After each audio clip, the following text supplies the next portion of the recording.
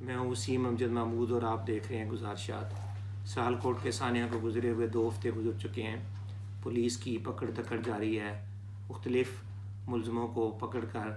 دہشت گردی کی عدالت میں گجرانوالہ میں بھی پیش کیا گیا اور کچھ ملزمان کو لاہور تفتیش کے لیے لے جایا گیا۔ یہ اقدام ایک حقیقت پر مبنی ہے جس کو اس وقت بہت ضرورت ہے، لیکن میں نے جب پچھلے پروگرام میں یہ کہا تھا کہ کیا حضرت بابا فرید گنج بخش کے ماننے والے یہاں موجود ہیں یا نہیں، تو یہ ایک اطمینان اور خوشی کی بات ہوئی کہ ابھی انسانیت مری نہیں اور ان کے پیروکار زندہ ہیں۔ ملک عدنان نے جس طرح بہادری سے کوشش کی پریانتا کمارا کو بچانے کی، وہ ایک مثال ہے۔ اگرچہ وہ بابا فرید کی طرح اس کو بچا تو نہیں سکا، لیکن ایک روایت اس نے زندہ کر دی ہے، اور یہ روایت اسلام کی عین تکمیل اور تعمیل میں ہے۔ اس وقت ضرورت اس بات کی ہے کہ محبت، امن اور رواداری کے درس کو دنیا میں پھیلایا جائے، اور خاص کر اس میں پاکستانیوں کو بہت ضرورت ہے۔ اور اس کو سراہنے کے لیے سب سے بہترین ذریعہ ہمارے اسکول ہیں، جس کے نصاب میں رواداری، امن اور محبت کا درس کی ایک نصاب ہونا چاہیے، جس میں اسکولوں میں چھوٹے بچوں کو اس چیز کی تعلیم دی جائے۔ دوسرا، ہمارا سوشل میڈیا اور ٹیلی ویژن چینل ایسا سسٹم ہے جو بجائے سختی کو رواداری کی طرف لے کر جائیں اور ایسے محبت اور امن کے نظریات پیش کیے جائیں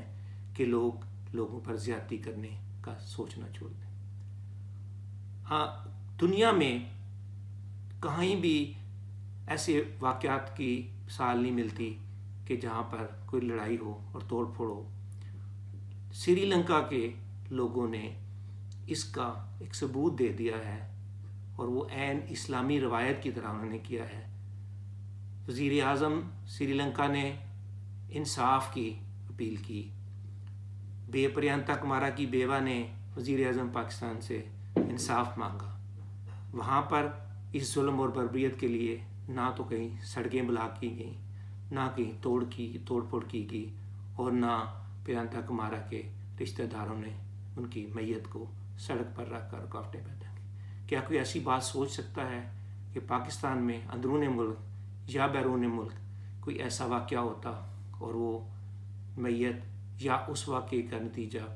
توڑ پھوڑ، سڑکوں کی بند کرنے اور جلوس کے علاوہ ہو سکتا تھا؟ یہ ہمیں سبق سری لنکا کے لوگوں نے دیا ہے کہ امن اور رواداری کیا ہوتی ہے، ٹالرنس کیا چیز ہوتی ہے۔ انہوں نے کسی شرط کے بغیر، باوجود اس کے کہ ایک سری لنکن کے ساتھ بے بہانہ سلوک کیا گیا، انہوں نے آنکھوں کے عطیہ نہیں روکا اور بغیر شرط کے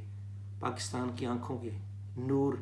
پیدا کرنے کی کوشش کی، اور جو ضرورت مند تھے وہ اس دنیا کی نعمتیں حاصل کرنے میں کامیاب ہوئے۔ یہ خوش آئند بات ہے کہ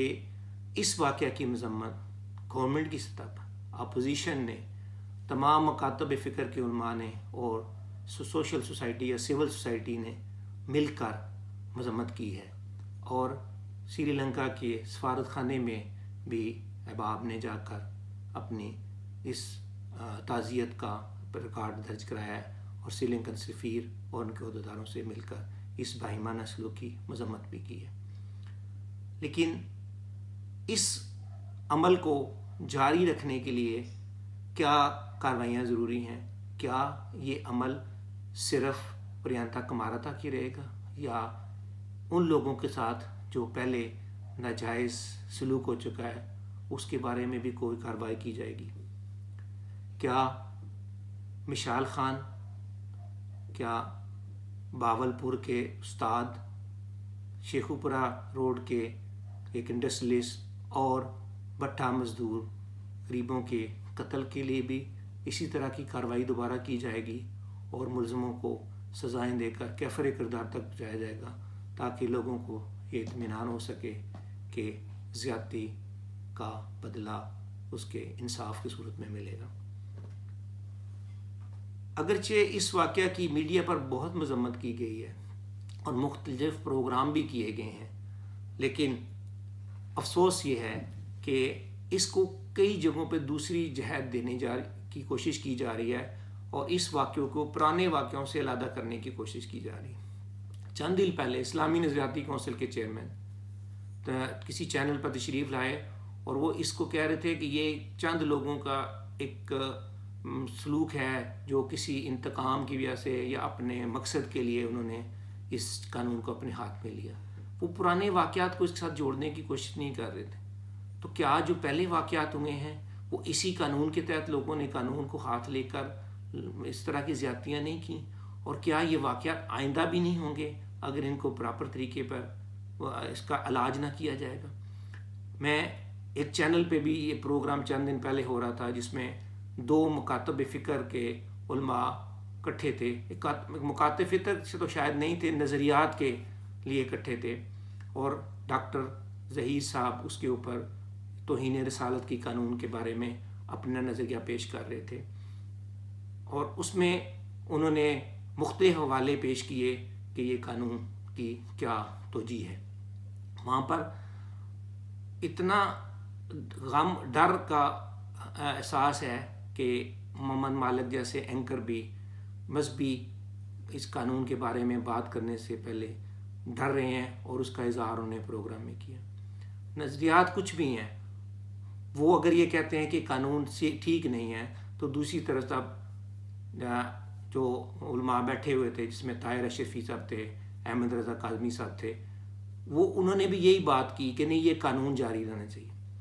تو جی دونوں طرف پیش کی جاتی ہے، وہ یہ کہتے ہیں کہ جی یہ قانون ٹھیک نہیں ہے، دوسرے کہتے ہیں یہ قانون ٹھیک ہے لیکن اس کو استعمال غلط ہوتا ہے۔ لیکن اس کے استعمال کے لیے کیا طریقہ کار ہونا چاہیے تاکہ کوئی ظالم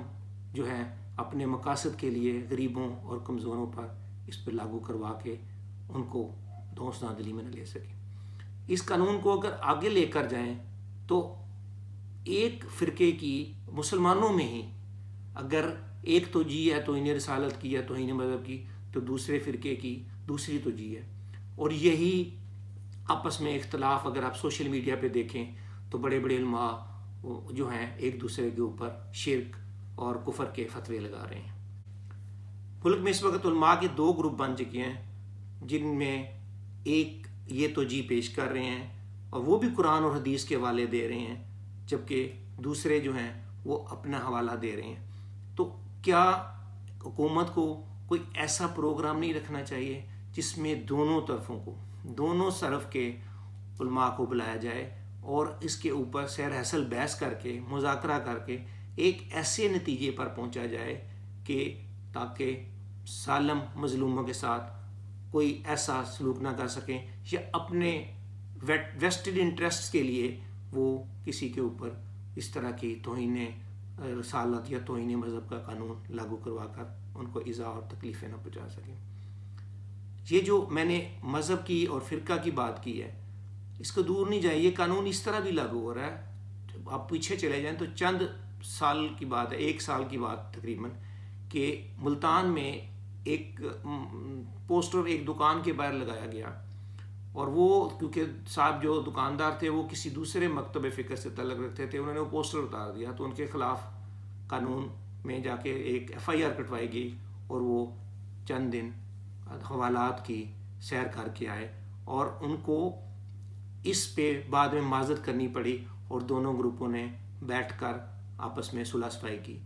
ان کے مطابق وہ توہین نہیں تھی، جبکہ دوسرے گروپ کے مطابق توہین تھی۔ دونوں ہی مسلمان ہیں، دونوں ہی حضرت محمد رسول اللہ صلی اللہ علیہ وسلم کا کلمہ پڑھنے والے ہیں۔ تو کیا اس چیز کی توجیہ کو آپ کوئی ایسا طریقہ بنا سکتے ہیں جس میں دونوں فرقے جو ہیں وہ بیٹھ کر اپنے آپ کو ایسے لائے عمل سے گزر سکیں جہاں کسی کی دل آزاری نہ ہو، جہاں قانون کی پاسداری بھی ہو؟ اس وقت بقول ڈاکٹر جاوید احمد غامدی صاحب، انجینئر محمد علی مرزا صاحب، ڈاکٹر ظہیر صاحب اور چند اور دوسرے افراد، اور یہاں تک جو انجینئر محمد علی مرزا صاحب نے ایک پروگرام میں یہ بھی کہا ہے کہ جو ہمارے بزرگ مولانا تقی عثمانی صاحب ہیں، انہوں نے بھی ایک نجی محفل میں کہا کہ توہین رسالت کا فقہ انفیہ میں کوئی ایسا قانون نہیں ہے کہ اس کی سزا نافذ کی جائے۔ میں یہ نہیں کہتا کہ یہ غلط ہے یا درست ہے، یہ دو مکاتب فکر کے آپس میں ایک ایسی رائے پہ ڈفرینس آ رہا ہے جس کو حل کرنے کی بہت ضرورت ہے، کیونکہ پاکستان میں امن کے لیے ضروری ہے کہ تمام لوگ ایک پیج پہ ہوں۔ حکومت اس وقت اگر اپنی انتظامیہ کو مضبوط کرے اور اس چیز کو یقینی بنائے کہ اسکولوں اور دوسرے تعلیمی اداروں میں جس طرح مذہبی رواداری ہونی چاہیے اس طرح ہو، اور اس کا بار بار چیکنگ ہونی چاہیے، نصاب بھی ہونا چاہیے، اور ایسے اساتذہ کو وہاں تعینات کیا جائے جو کسی مذہب کے بارے میں اپنا نظریہ نہ وہاں ٹھوسیں۔ جب تک بچوں میں آپ محبت اور رواداری نہیں ڈالیں گے اس وقت تک آئندہ آنے والی قوم اپنے نظریات درست نہیں کر سکتی۔ اگر ایک طرف مدرسوں اور اسکولوں میں اپنی طور پر سزا دینے کا اختیار بچوں کو دلایا جا رہا ہے اور ان کو یہ بتایا جائے کہ جو آپ کے نظریے کے خلاف کوئی بات کرتا ہے تو اس کی سزا جو ہے سر تن سے جدا ہونا چاہیے، اس میں حکومت کی ریٹ کیا ہے، کہاں ہے؟ اس میں حاکم وقت کی اقتدار میں ہونے کے باوجود کس طرح اس نے عمل کروانا ہے، یہ بہت بڑا عمل ہے جس کو ہم نے سوچنا ہے۔ آج حکومت کے پاس ایک موقع ہے، اس وقت تمام قوم اکٹھی ہے، کسی کے ساتھ کو اگر اختلاف ہے تو اس کو دور کیا جا سکتا ہے۔ آج اگر حکومت نے اس وقت اس چیز کو ختم نہ کیا تو یہ ایسی طرف چلا جائے گا جو پہلے ہی حکومت ہماری اور مملکت لڑکھڑا رہی ہے، یہ بھی سنبھل نہیں پائے گی۔ یہ شاید اللہ تعالیٰ نے ایک موقع اس حکومت کو دیا ہے کہ مل بیٹھ کر اس قانون کے نفاذ کو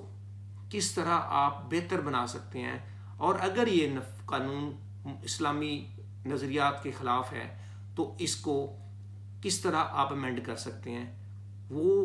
حکومت کا کام ہے۔ لیکن ملک میں امن ہے، اگر ملک میں امن رہے گا اور اگر ملک میں میرٹ رہے گا، آج کوئی ایک اقلیت عیسائی پادری اگر اٹھ کے یہ کہتا ہے کہ میری بیٹی تو بہت لائق ہے اور وہ بڑے اچھے نمبر لیتی ہے، لیکن اسکول کے ساتھ اس کو کہتے ہیں تم تو بڑی لائق ہو، تمہیں تو مسلمان ہونا چاہیے، تم مسلمان کیوں نہیں ہو جاتی؟ اسلام میں کہیں بھی مذہب کو ٹھونسنے کا حکم نہیں ہے۔ اسلام اپنے اخلاق، نمونے اور محبت سے پھیلا ہے، چاہے نبی کریم صلی اللہ علیہ وسلم ہوں، چاہے ان کے صحابہ ہوں، چاہے صوفیاء کرام جو اس وقت ہندوستان میں پھیل رہے ہیں، زیادہ تر اسلام انہیں کی وجہ سے پھیلا ہے۔ اگر حکومتوں کے ڈنڈے سے پھیلا ہوتا تو شاید بہت زیادہ لوگ مسلمان ہو جاتے اور جو غیر مسلم اتنی تعداد میں نہ ہوتے،